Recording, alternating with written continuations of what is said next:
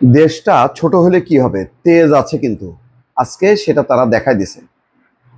ইসরায়েলকে নিষিদ্ধ করছে মালদ্বীপ। ইসরায়েলের কোনো পর্যটক মালদ্বীপে ঢুকতে পারবে না। খেয়াল করছেন?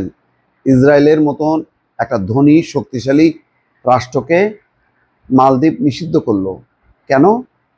ফিলিস্তিনি জনতার সাথে সংহতি জ্ঞাপন করে তাদের পার্লামেন্ট এই সিদ্ধান্ত নিয়েছে যে তাদের এই দখলদারিত্ব, এই নির্যাতন নিপীড়ন বন্ধ না হওয়া পর্যন্ত কোনো ইসরায়েলি পর্যটক ঢুকতে পারবে না মালদ্বীপে।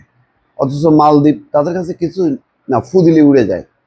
সেই রকম একটা দেশ, তাদের ধর্মীয় চেতনা, মূল্যবোধ কত স্ট্রং যে ইসরায়েলকে তারা কেয়ার করলো না, নিষিদ্ধ করলো। মঙ্গলবার পার্লামেন্টে একটি আইন অনুমোদিত হয়, আর তারপর তাতে স্বাক্ষর করেন প্রেসিডেন্ট মোহাম্মদ মুইজ্জু। ফলে এটি এখন আইনে পরিণত হলো। এর ফলে ইসরায়েলি পাসপোর্টধারী কোনো ব্যক্তি মালদ্বীপে প্রবেশ করতে পারবে না। প্রেসিডেন্টের কার্যালয় থেকে বিবৃতিতে বলা হয়, এই অনুমোদন ফিলিস্তিনি জনগণের বিরুদ্ধে ইসরায়েলের অব্যাহত নৃশংসতা এবং গণহত্যার বিরুদ্ধে সরকারের দৃঢ় অবস্থানকে প্রতিফলিত করে।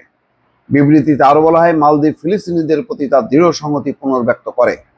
বার্তা সংস্থা এপিকে উদ্ধৃত করে এ খবর দিয়েছে online Times of Israel. Israeli এই খবর প্রকাশ করছে। এই নিষেধাজ্ঞা অবিলম্বে কার্যকর হবে। কৌশলগত অবস্থানে থাকা 1192টি প্রবাল দ্বীপের একটি ছোট ইসলামী প্রজাতন্ত্র মালদ্বীপ। তার নির্জন সাদা বালুকাময় সৈকত, অগভীর ফিরোজা উপহ্রদ এবং রবিনসন ক্রুসো শৈলী ভ্রমণের জন্য পরিচিত। সরকারি তথ্য অনুসারে ফেব্রুয়ারিতে মাত্র 59 জন ইসরায়েলি পর্যটক এই দ্বীপপুঞ্জে ভ্রমণ করেন। অন্যদিকে মোট 2,14,000 বিদেশি পর্যটক ছিলেন। গত বছর প্রায় 11,000 ইসরায়েলি বিলাসবহুল পর্যটন কেন্দ্রটি পরিদর্শন করেন। 11,000 গত বছর, যা মালদ্বীপের মোট পর্যটকের মাত্র 0.6%। মালদ্বীপের বিরোধী দল এবং সরকারি মিত্ররা গাজা যুদ্ধের বিরোধিতা করে ইসরায়েলিদের নিষিদ্ধ করার জন্য প্রেসিডেন্ট মুইজ্জুর উপর চাপ সৃষ্টি করে আসছিল। মঙ্গলবার দেশটি ঘোষণা করে তারা ফিলিস্তিনি জনগণের সাথে দৃঢ় সংহতি প্রকাশ করে এই দ্বীপপুঞ্জে ইসরায়েলিদের প্রবেশ নিষিদ্ধ করেছে। উল্লেখ্য, ইসরায়েলের পররাষ্ট্র মন্ত্রণালয় গত বছর তার নাগরিকদের মালদ্বীপ ভ্রমণে এড়াতে অনুরোধ করে। সে সময় মালদ্বীপ সরকার ইসরায়েলি পাসপোর্টধারীদের দেশে প্রবেশ রোধে আইন পরিবর্তন করার এবং প্রক্রিয়াটি তদারকি করার জন্য একটি উপকমিটি গঠনের সিদ্ধান্ত নেয়।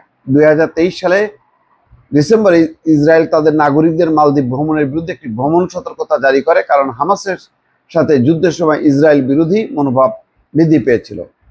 1974 সালে ইসরায়েলের সঙ্গে মালদ্বীপের কূটনৈতিক সম্পর্ক নেই, তবে 1990 দশকের গোড়ার দিকে মালদ্বীপ ইসরায়েলি পর্যটকদের উপর থেকে পূর্ববর্তী নিষেধাজ্ঞা তুলে নেয়। যাই হোক, দেখেন, হইতে পারে মালদ্বীপ একটা ছোট রাষ্ট্র, তার অনেক দিন তারা ভারতের উপর নির্ভরশীল ছিল। এই দেশটা কিন্তু আবার ঘুরে দাঁড়ায় ঠিকই ভারতকে মানে বুড়ো আঙুল দেখায়। তারা চীনের সাথে মিত্রতা স্থাপন করেছে এবং ভারতীয় সৈন্যদেরকে মালদ্বীপ ত্যাগে বাধ্য করে।